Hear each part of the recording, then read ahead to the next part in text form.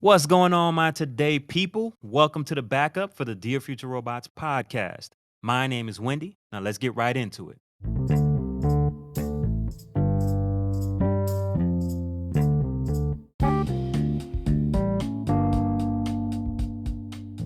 What's going on, y'all? Welcome to the new listeners, new subscribers.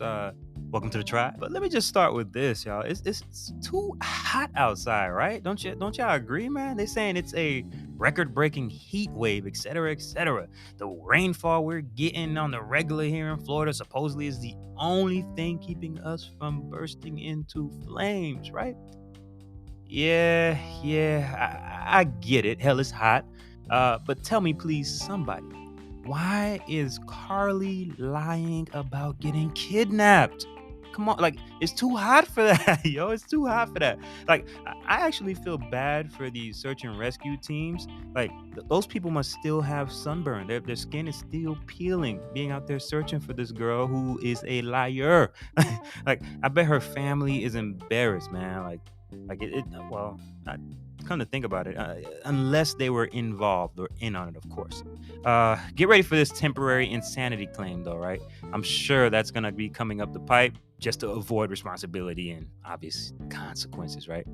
But stuff like that actually makes it hard to take real things serious. Like, take for instance the Gilgo Beach murders. Like, I know y'all have heard about this one, right? Serial killers lately have been getting caught like a lot. I don't know what it is, it's just very interesting to me, right? Shout out to ancestry.com, by the way.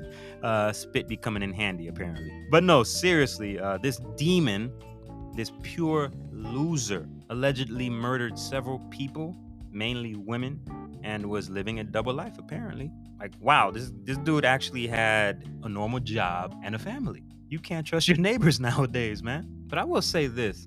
I think he would have got caught or stopped a lot quicker or earlier if the internet was policed properly.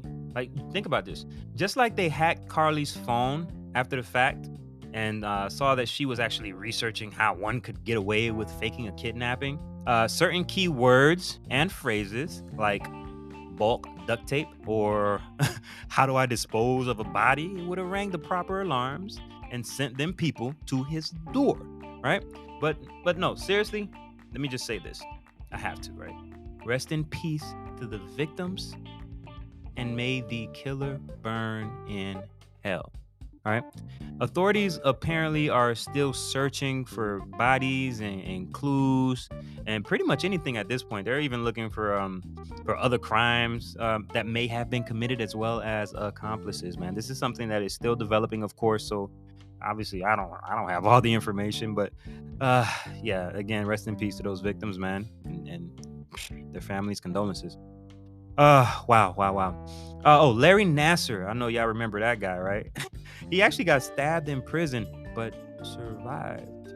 Should have poked him 1 centimeter to the left, apparently, I guess, For those that don't know, though, who Larry Nasser is, that monster, he's the gymnastics doctor that got 60 years in prison for sexual assault and child porn charges. C for the P. Yeah. He deserves all he's gotten, man. It would have been nice if they took him out, man. That's divine retribution. Let's change gears right quick, though, man. I saw that X, formerly known as Twitter, is planning on suing Meta over concerns that Meta's new Threads app is a copycat. Right? And they're actually accusing them of poaching old employees of Twitter to steal trade secrets. Hell, as someone who hasn't used Threads yet at all, I can't speak to how close the two are. But what I will say is that if Elon keeps changing things at X, I'm not sure how much of a case his company will have, man. Like, at this point, Musk and Zuckerberg just need to box it out, man. Just get in a ring and get it all over with, man. Like, just do that because this is getting really out of hand, man. Oh, and also, I did see that the federal government, aka the Biden administration, has decided to sue Texas Governor Greg Abbott over a new buoy border, or better yet, floating barrier on the Rio Grande. Yo, these people are not playing about stopping these migrants, man. And Texas has been on that type of time, really. They've been using things like razor wire fencing and even sending some asylum seeking migrants to Democratic led states as political fodder. And really, when you sit and think about it, for me at least, let me speak on my behalf, right? Personally, that's the worst part of this all, man. Like, imagine, like, real people just looking to improve, like, their standard of life, and in some cases actually save their lives by coming to this once inviting country to then just be played around with like a pawn. Like, are you kidding me? Hey, but I'll keep an eye on this stupid lawsuit and all the developments that come from this, because it is kind of interesting, right? Federal government is actually suing a state's representative. But hey, we'll see. Now that we're talking a little bit about politics, have y'all been able to catch any of the Breakfast Club interviews with politicians lately? Specifically the presidential candidates. They've been really good, though. I will have to say that, man. At least lately, the ones that I've actually caught, man. And I'm gonna give most of that to Teslin Figueroa, all right? Teslin Figaro. Obviously, I'm sure like people like Charlemagne and Envy and their staff had a lot to do with it as far as bringing these people there. But Teslin Figueroa has been a staple as far as these interviews go. She's brought on the show to give really hard-hitting questions, and I think she does an amazing job, man. For those that don't know who Teslin Figueroa is, she is a political consultant, writer, and then some. Oh, she has a podcast called Straight Shots, No Chaser or something like that, and it's all right. It's not bad at all. But she is a very impressive woman. So within these interviews, she just seems to like lean in on these candidates that come through there. And personally, I appreciate it because I think it's healthy to see how the people wanting to be the next president handle pressure, right? Don't you think so? I watched both the Vivek Ramaswamy and the Marianne Williamson interview. They were both entertaining and very informative. I got a lot from them. Teslin had Ramaswamy on the ropes, though, man. She really, I think, exposed Buddy, man. Listen to this. Let me know what y'all think. Are you willing to take a test with me quickly? Because I just have a couple of questions for you. I will, absolutely. So and the way this is opening up, I have a feeling I'm about to fail it, but that's good. Let's do it. That's right, yeah. Just for clarity, I am an independent. I'm not a Democrat or a Republican. Cool. I think that's important for the premise of the argument, because I know you did a lot of debating at Harvard. I also want to make it clear that these are the same questions that I asked liberal Democrat Marianne Williamson. So I want to make sure that we put that out there as well, just to kind of set the foundation. I'm open to being humbled. Let's do this. Okay, great. Let's go. So you mentioned, the pride of being an American and how important it is to have pride in this country. I'm also a veteran, by the way, for the United States Air Force. So when is it that you voted for the first time? I voted in 2020.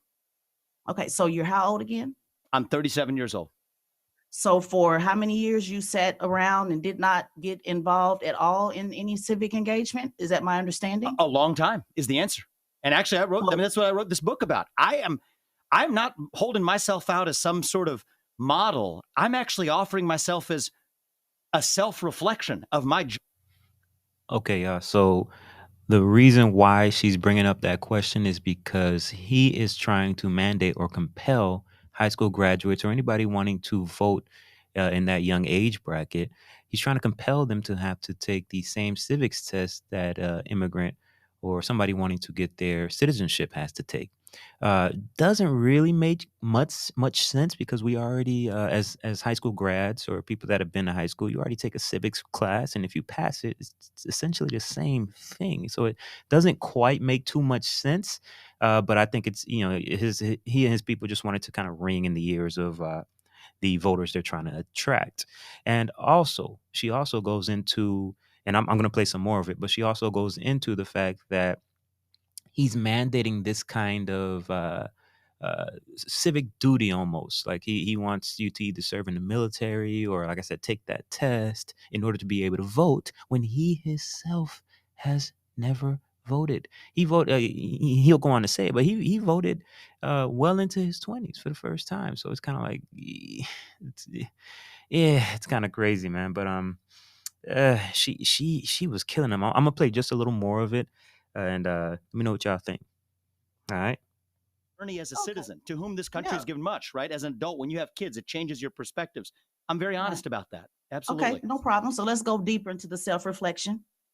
So you've sat around for, and sir, I'm being as respectful as I possibly can. Please don't take anything and you don't even have to be. And you don't even Yeah. have to be. So take it off and let's go. So you've been sitting around in the country that my ancestors built for about 20 years. Your parents came over as immigrants, brought you over. You made millions, according to your resume, off of this country, and you have absolutely not been involved in civics. One, not voting, and two, let me just ask, because I know you mentioned earlier you don't want to sit around at the debate and talk about accomplishments. Let's make the accomplishments pretty simple. In high school, were you ever a class president or take any leadership role? Because your opponent did, Chris Christie, he was the class president. So have you ever taken any leadership at all on anything, or just? Can I just correct a couple factual things that are kind of important? My parents didn't bring me over to the country. I was born in this country, and I'm proud of that. No, I know you were born here in Ohio. Yeah. Ohio. You mentioned my parents. I'm saying your parents were immigrants. My apologies. And that's all right. You said your parents brought you over to this country. I thought I would set that record straight. I mean, they were immigrants, but let's not go down the water hole. No. We're not going to water hole. I just want to correct a couple facts. And then the other thing is, you were born here in Ohio. I was born in Cincinnati, Ohio. That's right. Right. So you've been here your entire life. So the question is, did you take any leadership role in middle school, high school, class president? I did. I know you played tennis. What is it? Explain it to us. Student council. But I think that this is I have held leadership roles over my life, but those don't qualify me to do what I'm doing now. Yeah, it kind of does. Okay, it kind of does. Well, I'm giving the test. I'm the test administrator. All right, there you go. So it kind of does, because when you go from saying I want to go to the highest office, and I'll tell you, I've led companies as well. Is the other leader? Right, the main leadership role I played is, and I want to talk about one early part of your premise that I also want to say, bring it to the country point. The other point, you use the word sitting around. I'm not somebody who's saying I want the next generation, my kids' generation, to have more civic duties when they graduate from high school and college than I did when I did. That being said, I wasn't sitting around. I've developed medicines, 5 of which are FDA-approved products today. One of which is... Y'all, I love this energy. Marianne Williamson's interview was way more civil, that's for sure. Vivek's team was also sending their henchmen from the rooftops to go hard on Tesla in the comment sections, though. That was pretty interesting to see. And it was so obvious political tactics, man. Like, I swear, politics is a dirty game. But shout out to the Breakfast Club. I think these things are needed. I normally don't watch them at all, but their political stuff is, that content is just up my alley. So I do appreciate that. Oh, and we definitely can't forget, shout out to LeBron James. Hoping his son a speedy recovery.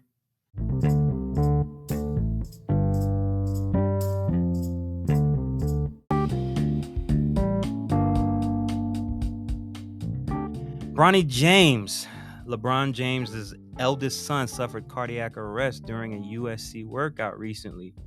I think they were getting ready for some international tourney. And thankfully, medical staff over there took great care of him. And that's before he was transferred to Cedars-Sinai Medical Center in California.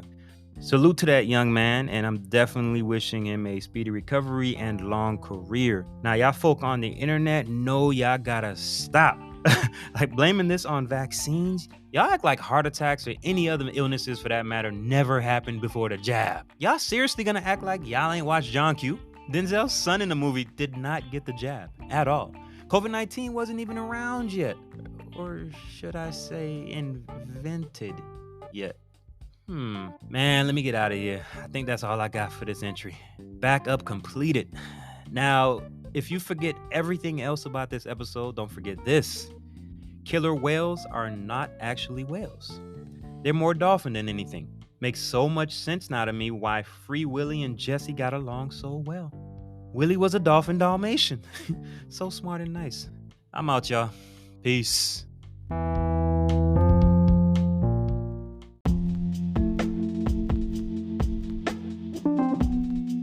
And we are just universes crashing. Just do your best to leave a mark. Also, subscribe, comment, and leave 5 stars. This is Wendy, signing off. Dear future robots, peace.